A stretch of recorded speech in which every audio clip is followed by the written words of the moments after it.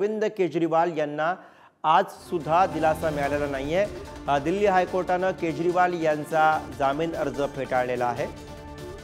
अरविंद केजरीवाल यांना काहीच दिलासा मिळालेला नाहीये। केजरीवाल यांना पुन्हा एकदा आजच्या या निकालानं धक्का मिळालेला आहे। हायकोर्टानं केजरीवालांचा अर्ज फेटाळलेला आहे।